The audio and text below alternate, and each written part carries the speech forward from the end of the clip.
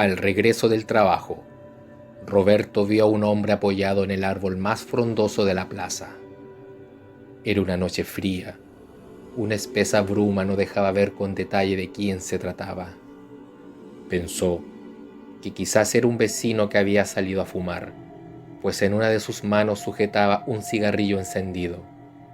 No obstante, aquella persona no se distinguía del todo bajo el sombrero negro. Sintió malestar. No soportaba a la gente que fumaba. Lo ignoró e ingresó a su casa, muy cansado, luego de una larga jornada laboral. Al entrar, su señora, de semblante triste, le informó que su hijo, Emilio, había sufrido un accidente en el colegio y que no le había avisado antes para no preocuparlo. Con tono de resignación, le relata que un compañerito del jardín infantil lo había mordido en el rostro. Roberto miró la marca en la cara e inmediatamente sintió que su cabeza se comprimía, abombada, como si de pronto un golpe le viniera de sorpresa. No pudo evitar culparse por no haber pasado a buscarlo ese día al jardín. Él es quien lo pasa a dejar y retirar a diario, pero ese día se extendió una reunión ejecutiva y no pudo ir por él. Desconsolado, volvió a mirar el rostro de su hijo, pero aunque hubiera ido a buscarlo, el desenlace de la historia sería el mismo. Minutos más tarde, Roberto salió a tomar aire al antejardín de su casa, sin dejar de pensar en la cicatriz que podía quedar en la cara de Emilio. De pronto, vio una sombra moverse bajo el árbol de la plaza. Era el mismo hombre que había visto al llegar, mas ahora lo saludó tomando el sombrero con su mano derecha e inclinando la cabeza, sin lograr ver de quién se trataba. Al día siguiente, por la tarde, Roberto pasó por Emilio al jardín. Todavía sentía mucha cólera por el episodio y solicitó hablar con la educadora a cargo. Apenas la tuvo enfrente, comenzó a insultarla. Para él, era una incompetente poco profesional, una malnacida sin educación. No se controló, solo reaccionó. La tía se asustó ante el nivel de agresividad, pues siempre lo vio como un apoderado respetuoso y amable. Roberto tomó la mano de su hijo y se fue apretando los dientes. Sentía mucha rabia. Emilio no dijo palabra alguna. También se sentía frustrado y confundido, pero su padre no se percató de aquello. Se encontraba bloqueado mentalmente. Atravesaron la plaza cercana a la casa y Roberto, de reojo, vio una silueta apoyada en el árbol. Pensó en el tipo de la noche anterior y se estremeció, pero cuando volteó para asegurarse de quién se trataba, no vio nada. Su cabeza estaba demasiado abrumada para darle importancia. Caída la noche, no pudo conciliar el sueño. Se sentó en el sofá, hojeó unas revistas, revisó el celular, se paró, caminó de un lado a otro por el living. No dejaba de pensar en la marca que había quedado en el rostro de su hijo. Pateó una silla, tenía ganas de golpear al niño que mordió a Emilio. Se sentó nuevamente, le tiritaban las manos. En su mente se proyectaban imágenes confusas, como un vapor hipnótico, como salamandras de humo rozándole los pies. Se tomó la frente como queriendo apagar los recuerdos, pero de pronto sintió que su cuerpo dolía y quemaba. Trató de dormir y, al cabo de unas horas, lo consiguió. Al día siguiente, todo se transformó en un mal recuerdo. En la mañana, como de costumbre, pasó a dejar a Emilio al jardín y la directora lo esperaba para conversar. Ella le explicó que todo había sido cosa de niños, que no fue incompetencia de la tía. Le pidió por favor que respetara a las tías del jardín y que evitara ser violento, sobre todo con las personas que trabajaban para cuidar a su pequeño.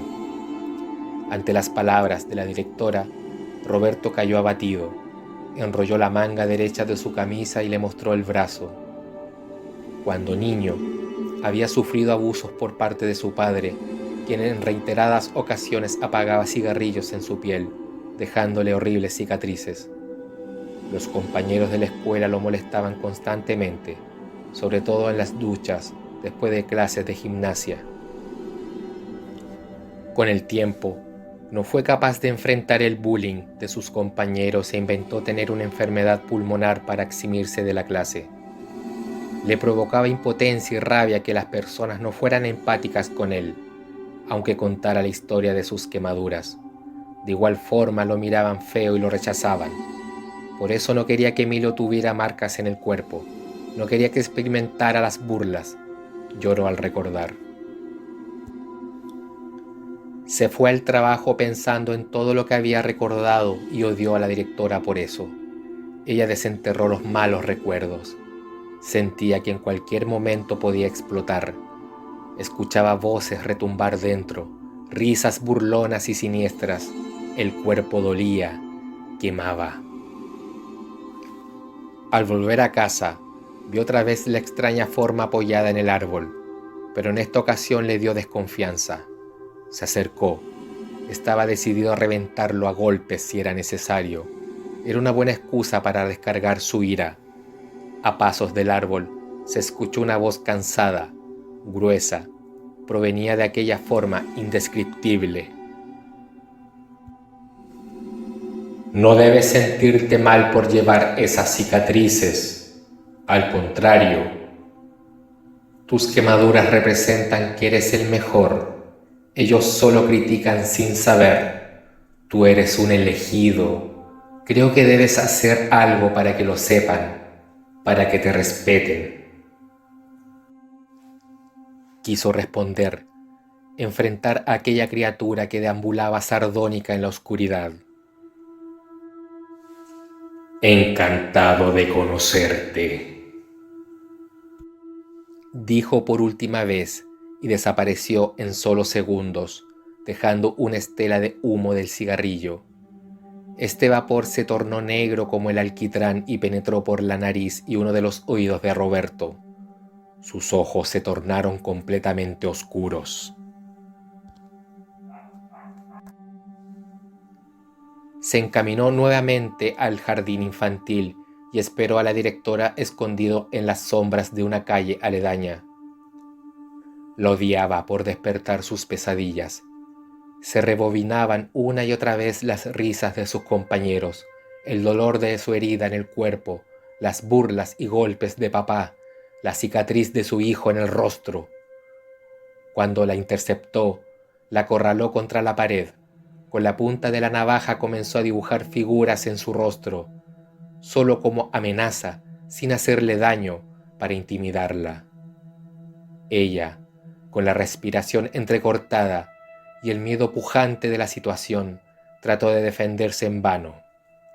Roberto tapó con fuerza su boca y levantó su vestido con la navaja y se la puso entre las piernas. La directora quiso gritar, pero Roberto la silenció con un puñetazo en el abdomen. ¿Quieres saber cuál es mi juego?, le dijo, mientras daba pequeñas puntadas sobre la ropa con el cuchillo. Los ojos vidriosos y desesperados de la mujer suplicaban por una liberación, mas Roberto sentía que una salamandra reptaba por su interior, acompañada de risas y susurros que no lo dejaban en paz. Las voces dentro de la mente eran más fuertes. Metió el cuchillo dentro de la boca de la mujer y de un impulso rasgó la carne. Roberto disfrutó el silencio en su cabeza mientras veía cómo la sangre chorreaba en el piso, mientras la mujer, arrodillada en el suelo, tiritaba intentando cubrir su boca entre sollozos y lágrimas. Roberto entró a su auto, encendió un cigarrillo y tarareó en voz alta Sympathy for the Devil de los Rolling Stones.